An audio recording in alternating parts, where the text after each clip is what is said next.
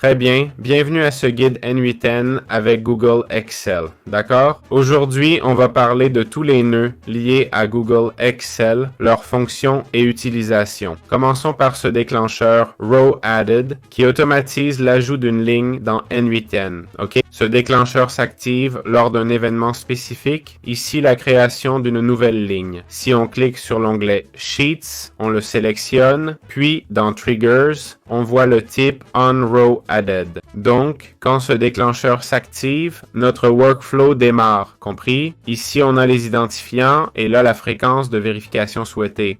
C'est important car si on va dans notre espace perso ou qu'on l'active, tant que le serveur est ouvert ou que le projet est dans le cloud, ça vérifiera chaque minute ou heure si la liste ou la file de documents a été mise à jour. OK? Ensuite, on choisirait quel document on veut consulter, d'accord? Et quelle liste ou quelle page du document. Et ici, on a les paramètres, n'est-ce pas?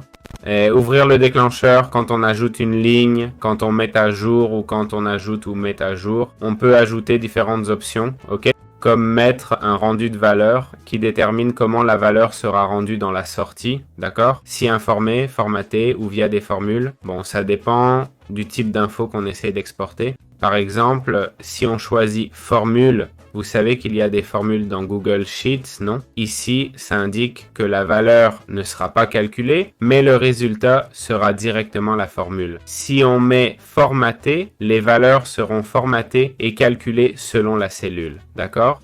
Basées sur la cellule elle-même, en fait. Ensuite, on a l'option Data Location and Sheet, ok? Ça sert à définir la plage où on vérifie qu'une ligne est mise à jour, compris? Ou qu'une ligne est ajoutée. Donc ici, on mettrait la plage si on veut la limiter. Enfin, le Date Time Render, d'accord? Là, on va déterminer comment les dates doivent être affichées, ok? Si on veut un numéro de série ou le format du nombre lui-même, compris? Et voilà, on a vu tout ce qui concerne le déclencheur Google Sheets.